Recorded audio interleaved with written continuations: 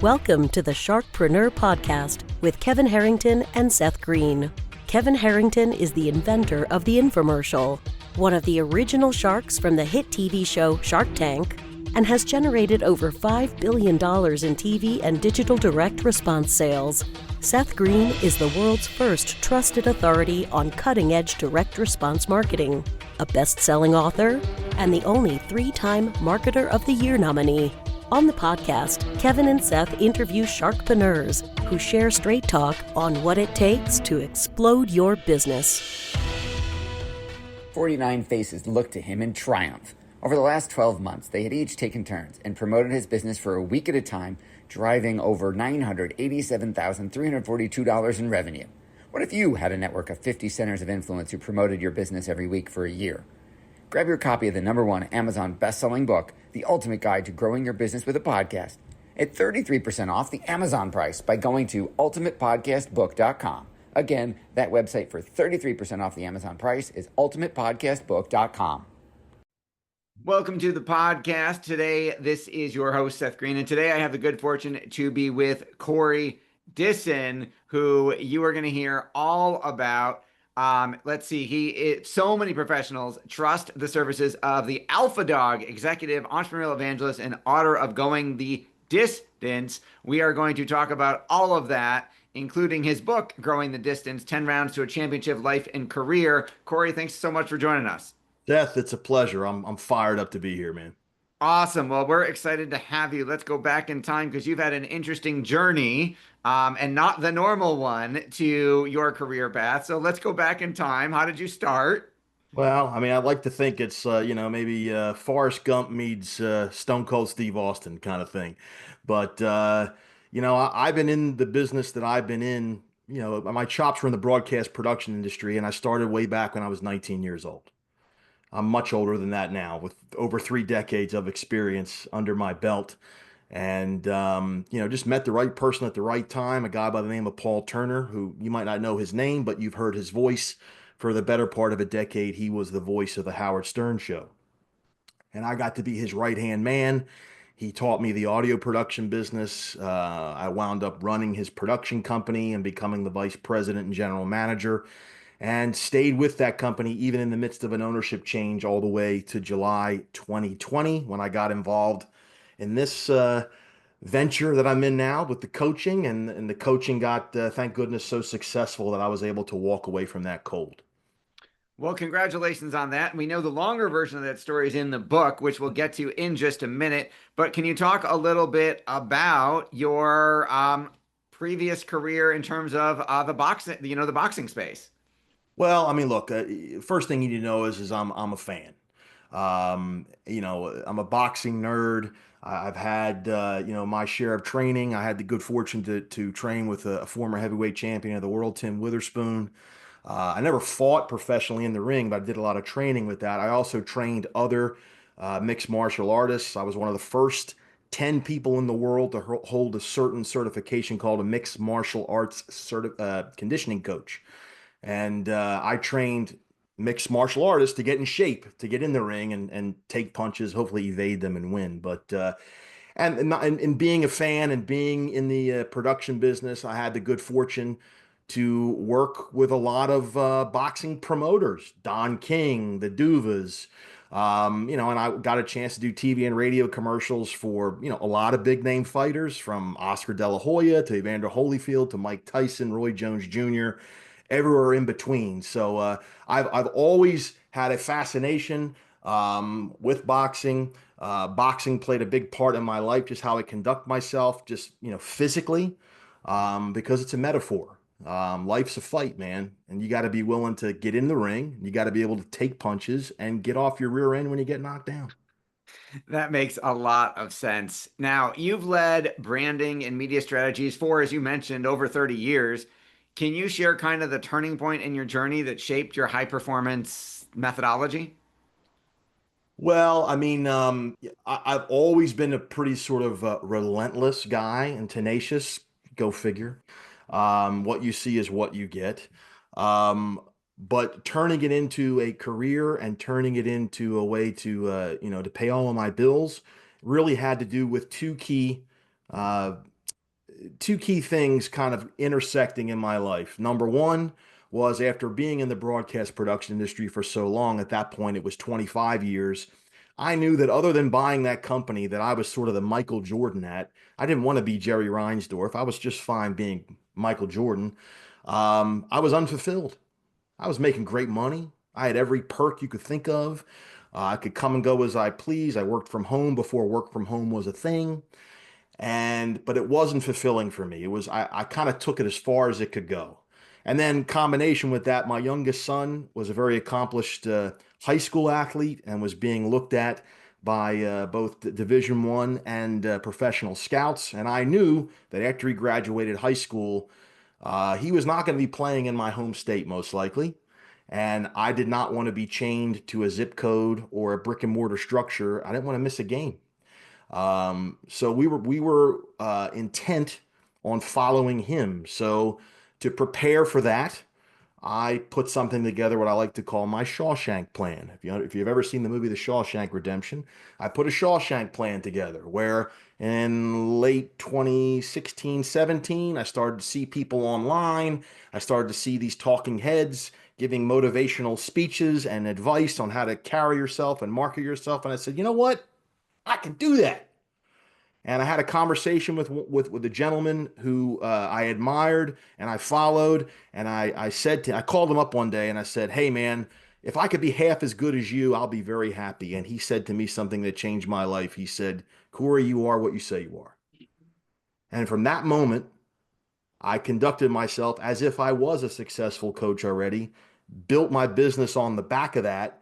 And from 2018 to 2020, I crawled through that river of you know what and was able to come out the other side in July and sort of make it a thing. And at the same time, my son ends up going to the University of Richmond for 1 year as a Division One school, then coming out to California to play junior college baseball, and then go figure, gets drafted in the 12th round by the Philadelphia Phillies in July of 2022, and I'm from Philadelphia, so we literally crossed the country like the Beverly Hillbillies, only for my son to be drafted by the hometown team. Well, that is awesome and an incredible journey. You're often described as the business bodyguard. How do you help professionals and business owners get out of their own way and 10x their impact? Well, number one, I like to, yeah, bodyguard, that's the fun branding buzzword, but I'm your big brother. I'm going to be, I'm going to pay you the compliment of being blunt, basically. And, I get you out of your own way by first looking at how you conduct yourself every day. Most unsuccessful entrepreneurs have no structure, have no routine, have no regiment. So we work on installing that. And that could get down to something, things very granular to making your bed, washing the dishes, taking the trash out. Most people are pulled around by their jobs, by their careers, by their families. We flip that on its head so you can push through everything. And then depending on why folks hire me, if it's more of a marketing thing, well, we look at their social media presence, we look at their daily tasks online and how they're looking to grow their network, communicate with their network, and to turn leads into clients. If it's someone that just has problems with life or fitness or food, we get down and we figure out what the crust of that person is. And then we attack it. It's just, there's no choice. We just stare it right in the face and we start throwing punches. What's one of the most overlooked marketing muscles? Consistency. Most folks think they're marketing simply because they own the tools or they have the information. There's no shortage of information out there. Everywhere you throw a rock, you can tap on your phone and get a video or an article or something, how to do X. But where people fail is the implementation.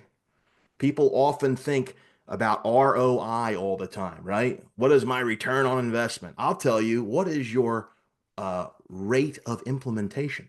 Mm. If you don't implement what you learn, all you have is a big, heavy toolbox. And that's one of the things that we monitor when I work with my clients is, are you applying the tools every day? Period. rinse and repeat, no matter how you feel. Who is an ideal client for you, and what are the most common issues they're hiring you to help them with? The ideal client is the solopreneur or small business owner that is very good, or at least believes they're very good at their chosen service or craft, but they are either apprehensive or they don't know how to tell the world that they're that good. They don't know how to introduce themselves. They get stuck in, because I am good, then I will get business. Well, it's not Field of Dreams out there, people. Just because you build it doesn't mean they're going to come. You have to learn to get your name out there. So that's sort of the prototypical person. And what was the second half of the question? What are the issues they're hiring you to help them with? I mean, we kind of rolled through that earlier, but a lot of that is systems and process. You know, people, let me rephrase that. Entrepreneurs who are underachieving are looking for that sexy, shiny solution. Uh, Successful business people are pretty boring. They lead boring existences. I am a deathly boring person. I joke all the time. If you ever wanted to assassinate me, I am about the easiest person to do that because you know where I am, at what time. I'm doing the exact same things over and over and over again. But that regiment, that rinse and repeat, allows me to schedule my work around my life and not the other way around. And that's what I try to teach people. That is awesome. Can you share an example of a client who hired you and what kind of magical transformation you were able to engineer? Because you've got, hundreds of testimonials. Yeah, just a couple. Thank goodness those checks cleared. But I'll talk about one gentleman in particular without naming names. We'll leave him anonymous. He was a very accomplished advertising person, owned his own agency. Then fell on some hard times, had to close his agency, was bouncing around, getting involved in some other ventures. And he came to me and he said, I need help. And I wound up helping him network and got him introduced to someone that I said, listen, if you start to work for this person, you will eventually own that company. And he kind of, really? Okay. Well, he went to work for that person. At the same time, we worked on building his personal brand. And I said, you need to be out there, you know, uh, beating the drum with your personal brand and start training people to do what you know how to do. And that business will eventually overtake working for somebody else. Well, several years later, several $1 million later, this guy's crushing it. I mean, like lives in the Sopranos house. He owns that agency outright now that he was working at, and is dominating in his space. He's a thought leader. He's an author now. And he's making a ton of coin coaching other professionals in his industry. That is awesome. I mean, you've achieved so much success, not just for yourself and your businesses, but for your clients. What's your biggest challenge now? Uh, you know, I like to think honestly that I'm in the autumn of my career, and my biggest challenge is being willing to take my foot off the gas because I always need a mission.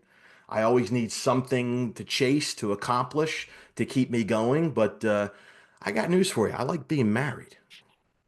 And my wife has been with me every step of the way from all these entrepreneurial ventures. And thank goodness I have built a business that has an exit strategy. I'm not going to sell the thing. I'll always be coaching people, no matter how old I get.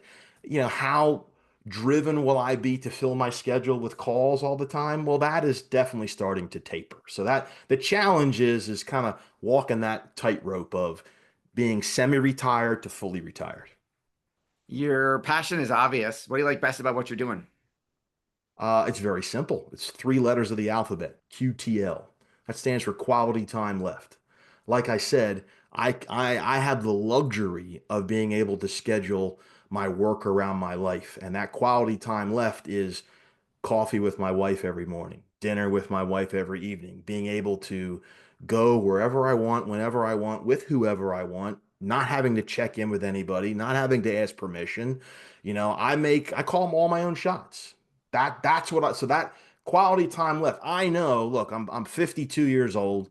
Um, I'm very fortunate to be in the position that I'm in. I'm not a wealthy man, but I am a rich man because I have a lot of time to spend with the people that I love and respect. And that is the most important because Lord knows they can't put it in the coffin with you, Seth. This is true, and that's a beautiful answer. We know your time, as you mentioned, is incredibly valuable, and we greatly appreciate you spending some of it with us. For our folks watching or listening, where is the best place for them to go learn more about you, all things Corey, get a copy of the book? Give us all the places. The way I like to introduce this is obviously CoreyDissin.com, CoreyDissin.com. Everything is there. The social platforms, you can order the book right from the homepage. But I often tell people, if you Google my name and you can't find me, I am a terrible marketing guy because I'm all over the place. Trust me. I mean, this ain't my first rodeo talking to you. I do these things consistently and routinely. And like I said, I'm grateful to be sharing the stream with you. But yeah, I'm not hard to find. All right. Well, thank you again. This has been Seth Greene for Sharkpreneur with Corey Dissin. The book is Going the Distance. Make sure you go check it out at CoreyDissin.com. He's holding it up if you're watching the video. And thank you, everyone, for watching or listening. And we'll talk to you or see you next time. Thank you, Seth. Thanks, everybody. Why do so many businesses struggle while others seem to explode overnight? Do you wish you had the secret to this type of exponential growth?